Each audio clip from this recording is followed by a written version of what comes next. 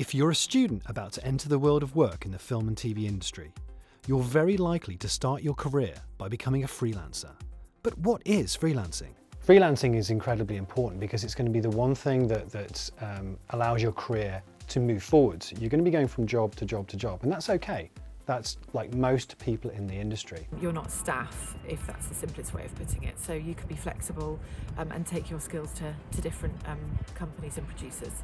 Freelancing in television, I would say, is kind of the lifeblood of the industry. It's quite rare actually that you'll ever get to have a staff position.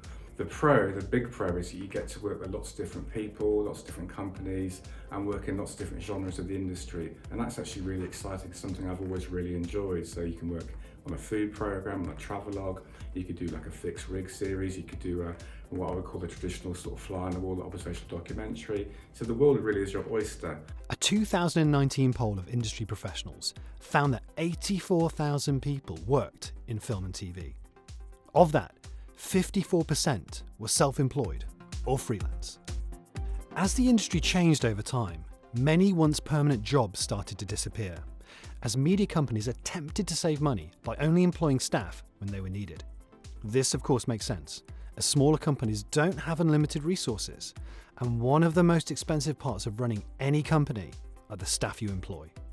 But as a freelancer, how do you get noticed? Start with one company and build up your repertoire with them and honing on your skills. And then, depending on what freelancer you are and what skills you're working with, take those to another company to show them what you've managed to do with somebody else. And then build up a bit like a CV, I suppose, but it could be visual, it could be audio, it could be a written CV, and just taking that to different companies and building on that until you've got a bit more of a reputation.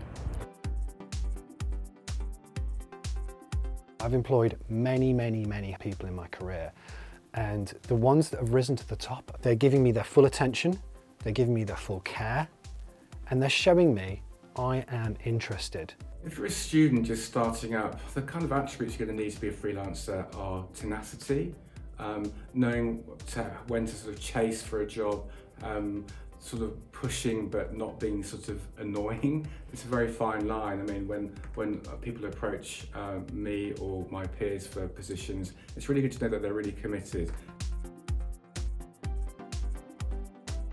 The second attribute I think is really key is turning up. When you give that student an opportunity, whether it's work experience or whether it's becoming a runner, turn up. Turn up on time. Be there earlier.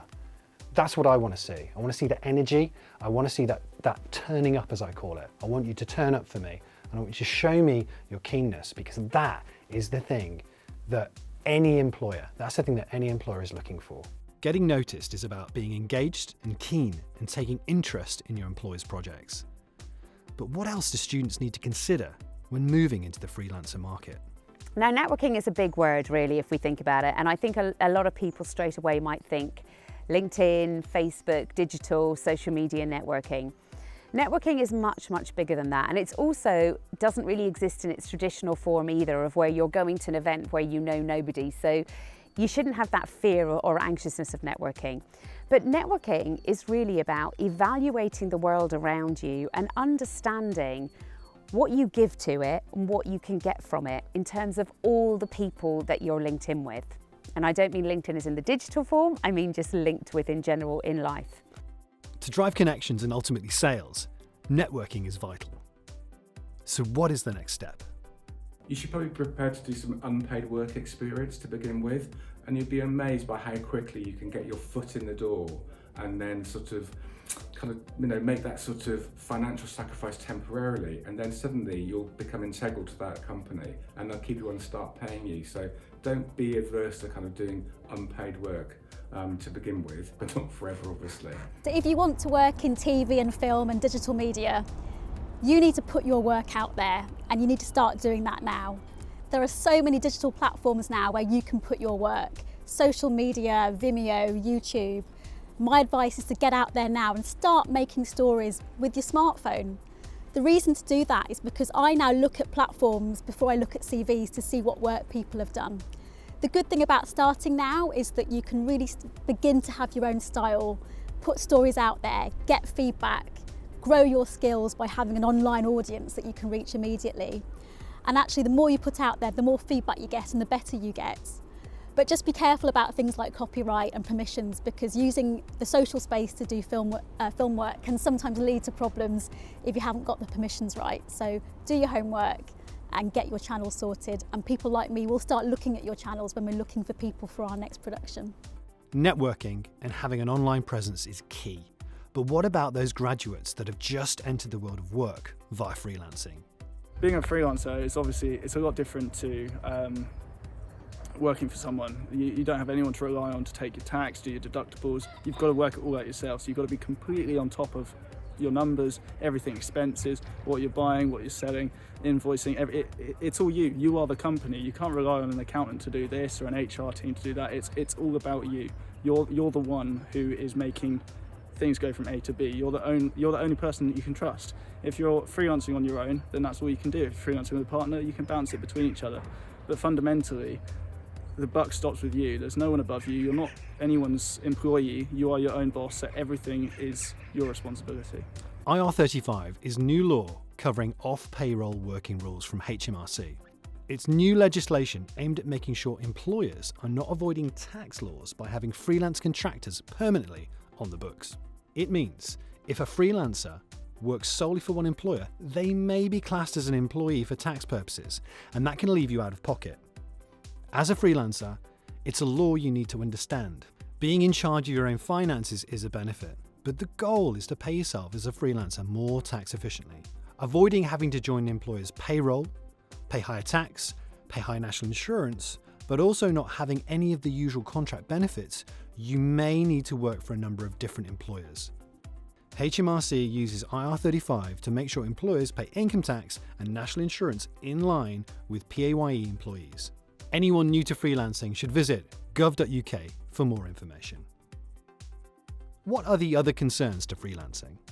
Once you're outside as a freelancer, you are living on your wits to an extent, which can be quite worrying, particularly at a time like lockdown. The thing I've discovered later about freelancing that people talk about is that every job is your last job, and you think you've fallen off a cliff when that job finishes and you haven't got something lined up. And then you realise, oh, there's another job and there is more work. That's the sort of gut downside that you feel about it. But it's only a feeling, and there will be more work. You may not be continuously working throughout a year.